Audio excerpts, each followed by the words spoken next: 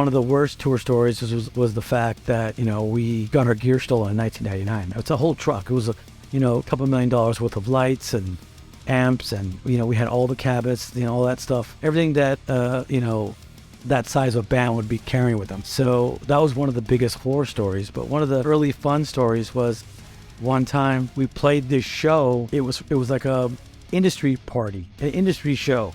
It was for a thing called the Foundations Forum. It happened back in the early 90s. It was a big music convention, and we were playing a show, and there was no like drinks or nothing backstage. There was nothing for us. It was just like a ice tray that had a couple waters, and really that was about it. So we played the show. I got off stage, but actually we played the show, and after the show I was throwing pics to the fans and the crowd. So I went backstage and I wanted water really bad, and I was thirsty, and there was no water.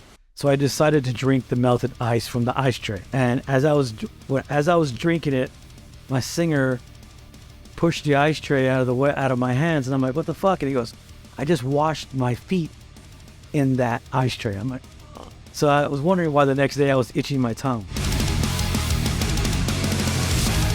So way back when we first started, about 1991, we were playing our first shows, and we played a backyard party.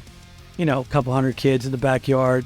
We're all rocking out, and I kept getting shocked. I couldn't figure out why I kept getting shocked. It was because we were playing on the cement in front of the garage, but I would kind of step over into the grass that was a little wet.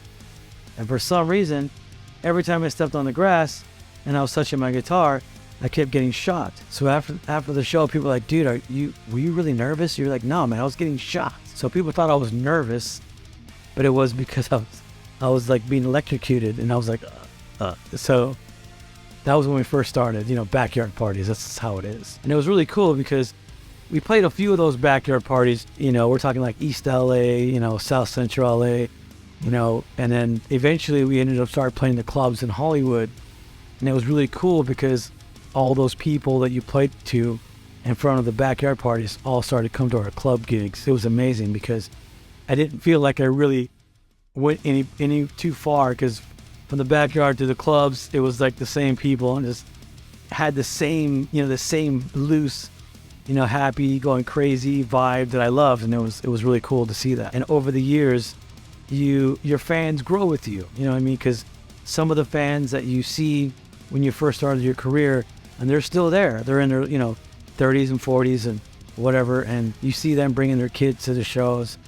And it's really cool because, generations and generations of these people are getting rediscovered into your band. And that's pretty much how, one of the things that really keeps me going on tour is seeing that. We hear about people traveling miles and miles and flying from other countries to come see us play, But one of the cool things is like when people get tattoos of you on your arm. A lot of people get your signature tattooed or your logo, your band logo. But one of the craziest ones is some guy in Russia had my face tattooed on his calf. And I was like, whoa, that was a really good tattoo too. It's really hard for me to say what my favorite show is that I've ever played, because there's been many. But one of the biggest tours that we ever did was when we opened up for Metallica. We did a tour with Metallica through Europe, through Australia, Japan, New Zealand, and those were some of the biggest shows that we've ever played, and those guys were really cool. They treated us amazing. That's a whole other level when you're playing those gigantic, 50,000 seat arenas. That's a whole different level of touring. Just the catering alone was amazing. And the backstage rooms were amazing, and those guys were great. And so those are some of my best shows that I've played.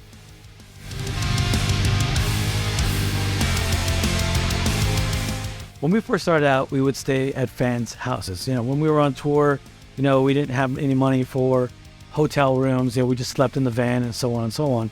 But, we started to get these fans, and we started to, talk to them, and they would offer us places to stay, and we would stay at their house. And, a lot of us would just sleep on the living room floor, couches, wherever, right? Well, one time we had this tour manager, and he said, "Oh, I got this friend. We could stay at his place," or I'm sorry, her place. So we get there, and there was nowhere for us to sleep. But she goes, in my apartment building, we have like this rec room where you guys can sleep in there. There's a bunch of couches. Like, okay.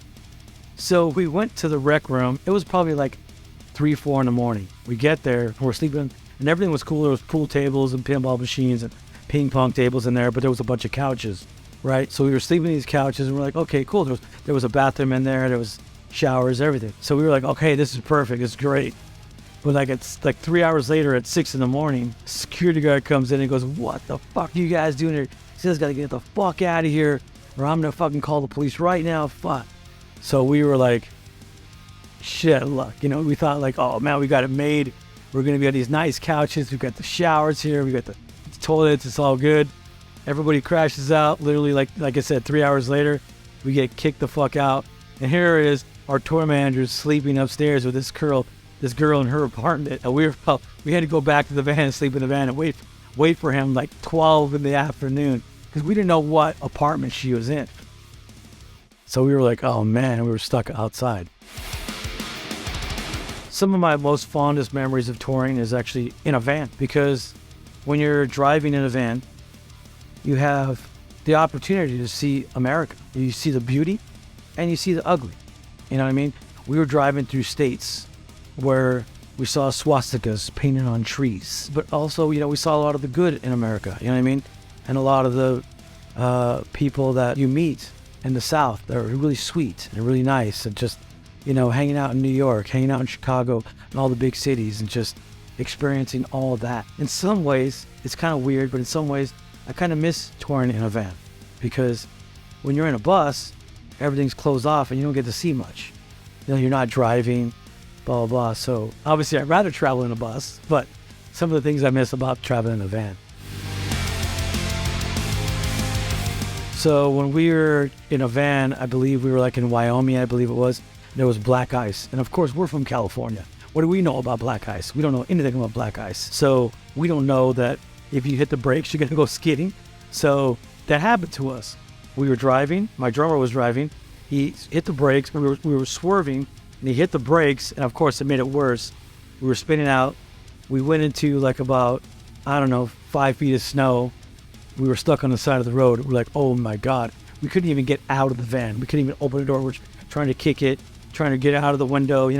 We finally made it out, and we got out. We tried to push the van, but it was just too high. We were up into our waist in snow. We thought we were personally going to get stuck in the snow, but luckily a trucker pulled over, and he had one of those tow hitches on the front of his truck, and he pulled us out, and we made it out. And then one time we were in Europe, and we were driving down the road, and our bus driver reached down. He dropped something, and he reached down, wasn't looking in front of us, reached down and swerved and smashed the car. The whole bus everybody on the bus went flying, all the dishes, everything that was on the bus. Luckily, I was in my bunk, and I just slid and hit my feet. That's why when you driving on a bus, you can't sleep with your head towards the front of the bus. Your feet have to be on the front of the bus, because for those kind of things, if I was sleeping the other way around, my head would have hit that part of the bus, and I probably would have damaged my head. I would have got a concussion or whatever. That's what you got to do with your feet going forward. So that was crazy, and we posted about that. And then one other time, we were in England, and we were going down the motorway, and our bus driver was using his handbrake to slow the bus down. Well, those handbrakes are like the emergency brake, right? And so it made the wheel well get hot. It made the brakes get really hot. The brakes got so hot that it actually caught on fire. And our bus driver pulled over, and he had a fire extinguisher that they're required to have. He runs out to go try to put it out, but he squirts it, but nothing comes out because it was empty, or maybe it was expired or whatever, but it was empty. He's like, oh my God, the flames get bigger and bigger. He runs back on the bus, and he says, okay, everybody's got to get out of the bus, grab your things and get out. The bus is on fire. We're like, oh my God. So here we are packing, putting on my laptop and everything back in my backpack, and trying to get everything that I had on the bus. And we were all managed to get out of the bus safely with all our stuff. And And luckily the crew guys were smart enough to unhook the trailer and push the trailer back so it wouldn't catch on fire. So luckily our gear was not damaged or nothing. But, so we were all outside watching this bus go up in flames. You see the smoke, you see the bus go up in flames. We're like, oh my God, where's our merch guy? So our merch guy went out drinking the night before, passed out in his bunk. So he didn't even know this was on fire. He didn't hear anybody, he's passed out. So luckily, two brave crew guys put on some bandanas, covered their nose, went in there, grabbed him, and pulled him out. He was in his underwear, but it doesn't matter. We saved his life, right? They saved his life. And like I said, he was in his underwear. We were kind of laughing about that, but we were like, oh my God, he didn't die. He could have died in there. That's one of the craziest stories about being on tour in a tour bus.